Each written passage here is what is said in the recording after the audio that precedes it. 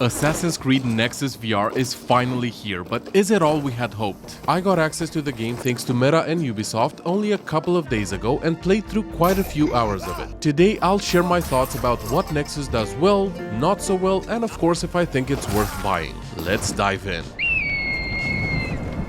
Now, I'm a huge Assassin's Creed fan. I've played all the games in the series, so I had extremely high hopes for the VR adaptation of this hugely popular AAA franchise. Throughout the video, I'll alternate positives and negatives. We'll start with something good, then follow up with something, well, not so good, and so on. Then at the end, we'll tally it up and I'll give you my verdict.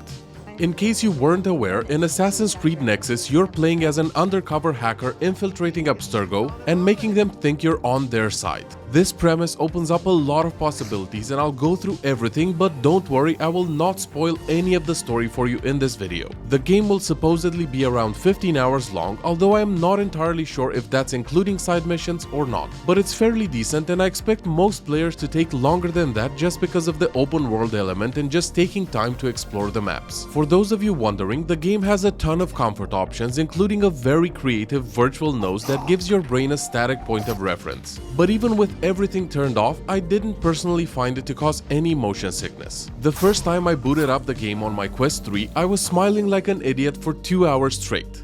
The reason? Well, Assassin's Creed Nexus absolutely nails the atmosphere of an AC game. You'll be playing as 3 different assassins and visit Italy, ancient Greece and America, embodying the epic Ezio Auditore, as well as Cassandra and Connor. All 3 locations are very faithful to the PC games and just felt very alive and fun to parkour through, but I'll get to the parkour mechanics a tiny bit later. Moving on to something that could have been better is the loading screens. I mean, I get that it's a big game with large maps and lots of textures and objects, but I feel like there were a lot of times where the fluidity of the game was kind of broken up by just reaching out to open a door, then boom, loading. It's not a deal breaker and it's amazing that we can even have a full Assassin's Creed game on a standalone VR headset, but I would have liked if they masked those with narrow corridors or other methods that some games use. Going back to positives, the story and variety of being able to play as 3 different assassins in different locations is awesome. There are similarities between them, but they also feel sufficiently different to make things interesting. The locations also differ in the level of verticality and overall feel of being there. I was really sucked into the storyline and I've gotta say it does feel like a full AC title. The missions are maybe a bit shorter than the PC games, but stealth, combat and parkour are still core mechanics. Don't worry, I'll go into detail on all of those in a sec. One aspect which I found a tiny bit disappointing was the combat. Maybe my expectations were wrong, but I was hoping for a bit more brutality. I mean, Assassin's Creed games are known for their visceral fighting scenes, and I get that in VR it wouldn't be quite feasible to have the same level of movement since you actually have to physically perform all of it. But I was hoping for something closer to Blade and Sorcery, though I guess after seeing all the gameplay trailers, it should have been obvious it's not that.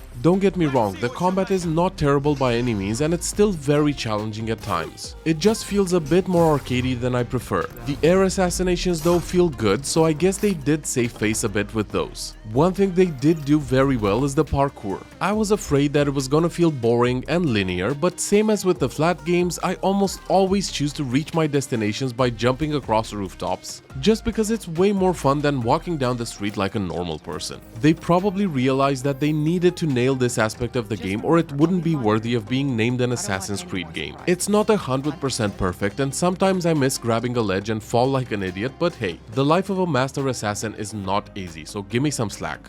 I don't honestly know if I should count this as a negative or a positive, but the stealth aspect of the game has some very good, super immersive moments when you are genuinely outnumbered and need to sneak around and take out your enemies one by one. And then also some classic Assassin's Creed moments where the AI is just plain stupid and sees you, then you hide behind a box for a second and poof, they don't see you anymore.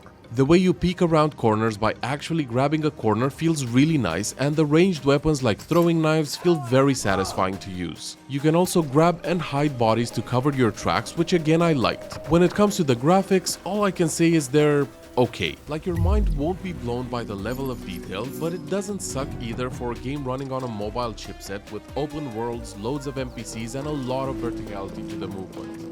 There were some moments where the foveated rendering was acting up a bit and didn't quite maintain the clarity in the center of my view as they should, but in general it worked pretty well. The characters themselves look great and I appreciate the use of full bodies. It really makes you feel like a badass when you look down and see Ezio's epic costume. One thing which I really appreciated was the attention to detail when it comes to immersion and making you feel part of the story. The mixed reality puzzle solving scenes are a very nice addition that makes you really feel like you're in a simulation, as well as small things like talking to virtual characters in the game world and them raising their VR headset at the end are all nice touches. Most of the puzzles I got to play up to about halfway through the game felt a bit too simple, but you might just be looking to get this game for other aspects, so it isn't a huge negative. I would have just liked to see more complex puzzles and less hand-holding when it comes to solving them. Now let's talk a bit about VR mechanics, because this one is again a bittersweet aspect of the game. The climbing, parkour, hidden blaze and many others feel good, but as mentioned before, the combat feels a bit janky at times and the grabbing of enemies can be a bit hit or miss, as they mainly have one exact point where you need to grab depending on the situation. If you're trying to pull someone off a ledge, then it's obviously the leg, and that's fine, but when dragging bodies to hide them, you can't really pick them up whichever way you want, which felt a bit off.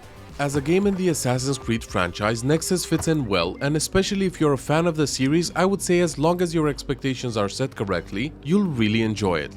The story, the level design and most mechanics work well, and while it could definitely do with a bit more polish here and there, it was overall an enjoyable and mostly frustration-free experience for me. It's their first attempt and I truly hope not their last. I do wish the game came out on PC VR or PSVR 2 as well with a higher level of visual fidelity, but maybe they'll surprise us at some point and release it on other platforms too with even more enhancements. As a big fan of the series, I'd give it an 8 out of 10. Hopefully they keep improving it, maybe give us some DLCs along the line, and Ubisoft, if you're watching, good job and please continue making it better because Assassin's Creed Nexus has a lot of potential. Let me know your thoughts about the game in the comments, and if you're thinking of getting Nexus, please consider using the link in the description and pinned comment to support me and the channel. It would mean the world to me if you found this video helpful. I'll catch you soon. Cheers guys!